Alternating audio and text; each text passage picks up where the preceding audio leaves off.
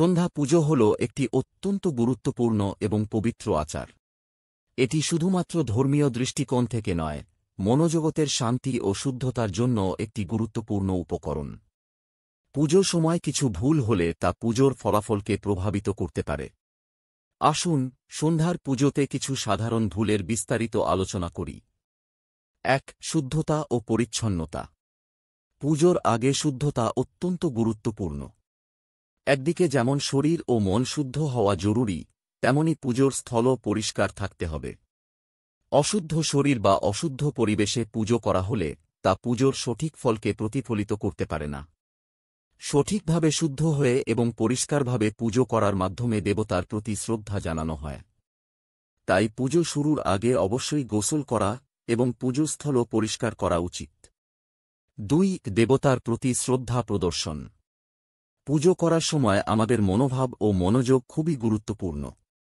পুজো শুধু একটা রীতি নয়, এটি একটি গভীর ধর্মীয় আচরণ। পুজো করার সময় আমাদের মন ও হৃদয় একাগ্র থাকতে হয়। যদি আমরা পুজো আয়োজন করি কিন্তু মনে বা হৃদয়ে শ্রদ্ধা না থাকে, তাহলে দেবতার প্রতি সেই শ্রদ্ধা ও পুজো সঠিকভাবে নিবেদন করা সম্ভব হয় না।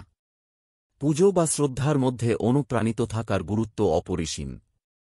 ৩. অশুদ্ধ উপকরণ ব্যবহার। পুজোর সময় সঠিক উপকরণ ব্যবহার করা অত্যন্ত গুরুত্বপূর্ণ।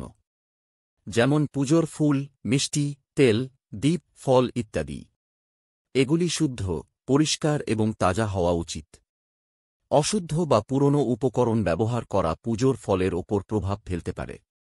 পুজোতে সাধারণত কিছু বিশেষ উপকরণের ব্যবহার হয় এবং সেগুলির গুরুত্ব রয়েছে। সুতরাং পুজোর উপকরণ নির্বাচনেও সতর্কতা অবলম্বন করা উচিত। ৪. মন্ত্র উচ্চারণের ভুল।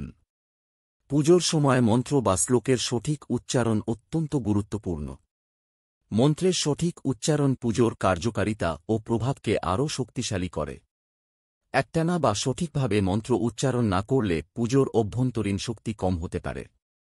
ফলে পুজোর মাধ্যমে যে উদ্দেশ্য সাধনা করা হচ্ছে তা পুরোপুরি ফলপ্রসূ নাও হতে পারে। অতএব মন্ত্রের সঠিক উচ্চারণের ওপর গুরুত্ব দেওয়া উচিত। ৫. আগে থেকেই প্রস্তুতি না করা। পুজো শুরুর আগে সবকিছু সঠিকভাবে প্রস্তুত করা উচিত। যেমন ফুল, তেল, দীপ, আগরবাতি, প্রসাদ ইত্যাদি সমস্ত উপকরণ ঠিকঠাকভাবে প্রস্তুত রাখা উচিত। এর মধ্যে কোনো একটি উপকরণও যদি অনুপস্থিত থাকে, তবে পুজোর সুষ্ঠু পালন ব্যাহত হতে পারে। পাশাপাশি পুজোস্থল বা মন্দিরের পরিবেশও প্রস্তুত করা গুরুত্বপূর্ণ, যাতে পুজোর মধ্যে কোনো বিঘ্ন না ঘটে। ৬. ধৈর্য এবং মনোযোগের অভাব।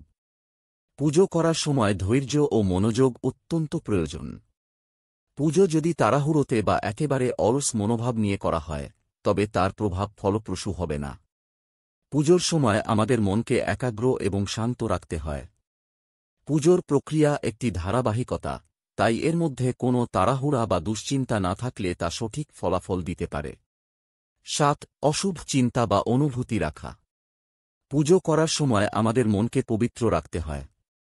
যদি মনোযোগ নেতিবাচক চিন্তা বা অনুভূতি দ্বারা ব্যাহত হয়, তাহলে তা পুজোর ফলকে প্রভাবিত করতে পারে। পুজোর সময় আমাদের সমস্ত শত্রুতা, বিদ্বেষ এবং অশুভ চিন্তা দূর করা উচিত। দেবতার কাছে আমাদের ইচ্ছা বা প্রার্থনা নিবেদন করার আগে মনকে বিশুদ্ধ করতে হবে, যাতে সেগুলি সঠিকভাবে গ্রহণ করা হয়। ৮. অভ্যাসের অনুপস্থিতি।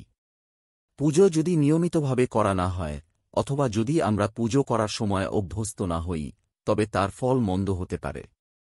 নিয়মিত পুজো করলে আমাদের মনও প্রশান্ত থাকে এবং আমাদের জীবনেও একটি বিশেষ ধরনের শৃঙ্খলা প্রতিষ্ঠিত হয়। তাই যদি কেউ একটানা পুজো না করে, তবে তার মধ্যে অনুশীলন ও অভ্যস্ততার অভাব দেখা দিতে পারে, যা পুজোর ফলের ওপর প্রভাব ফেলতে পারে। এই সব ভুলগুলি সন্ধ্যা পুজোর সময় করা যাবে না। সঠিকভাবে পুজো করলে তার ফল আমরা খুব সহজে পাব, আর ভুল করলে তার প্রভাব আমাদের জীবনে কমে যেতে পারে।